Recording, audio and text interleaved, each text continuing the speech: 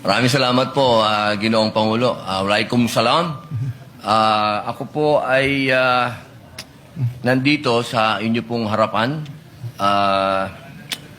Ginoong Pangulo, ako po ay gusto ko lamang pong linawin ang ilang mga bagay patungkol po sa napakarami pong lumalabas ngayon. Iba't ibang komento, iba't ibang opinyon na parang ang dating sa taong bayan ay magulo tayo dito.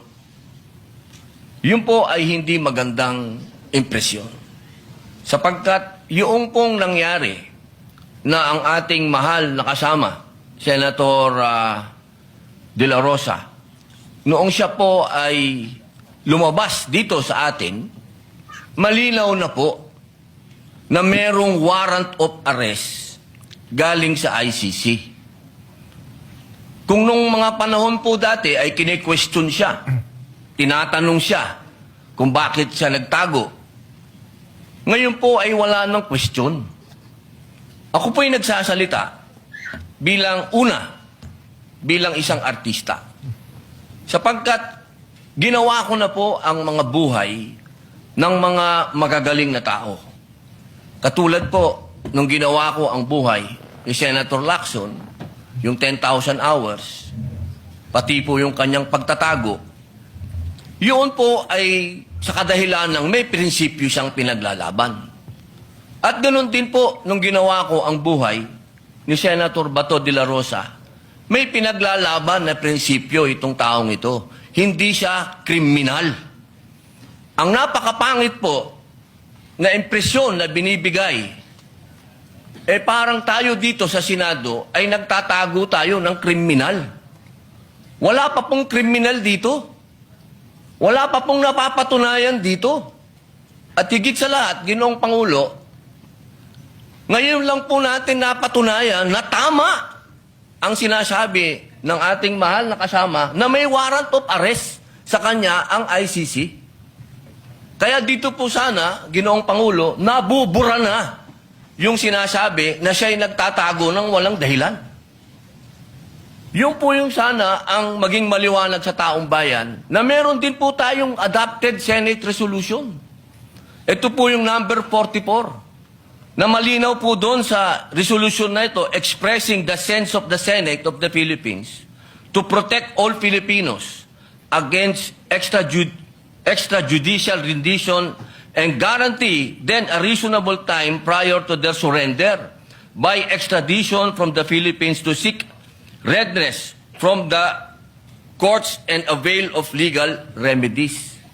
So wala po tayong ginagawang kaimposiblihan dito dahil sinusunod po natin ang resolution natin.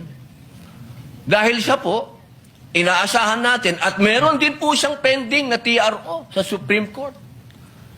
Ginoong Pangulo, sana wag po tayong magkaroon ng mga mixed messages dito.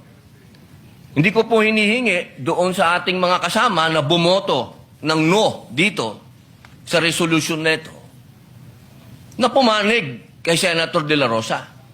Pero sana naman, huwag pong idamay ang buong Senado kapag sinasabi na tayo'y magulo, tayo'y katawa-tawa. Dahil tayo naman po ay nasa katwiran. Kung hindi tayo nagkakaintindihan sa katwiran, huwag tayong magsiraan. Dahil tayo naman po sumusuporta kapag tama naman at hindi naman patungkol sa ating bulwagan.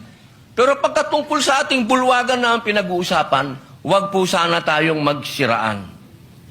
Ito pong pagkakataon nito, Ginoong Pangulo, sana'y maging masaya tayo na nandito na ang ating kasama. Na kahit pinaghahabol, diyan ay pumunta dito at ipinakitang siya ay isang senador. Nung siya ay wala dito, hinahanap. Nung dumating, tatanungin natin, bakit siya nandito? Pambihirang buhay ito. Sana, mga mahal kong kasama, bagamat tayo ay magkakaiba ng kulay sa politika, pagdating dito sa ating bulwagan, proteksyonan natin ang Senado.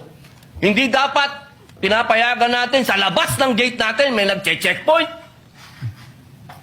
Mahal na Ginoong Pangulo, maraming salamat po. Wala kaming tulog. Pasensya na kayo.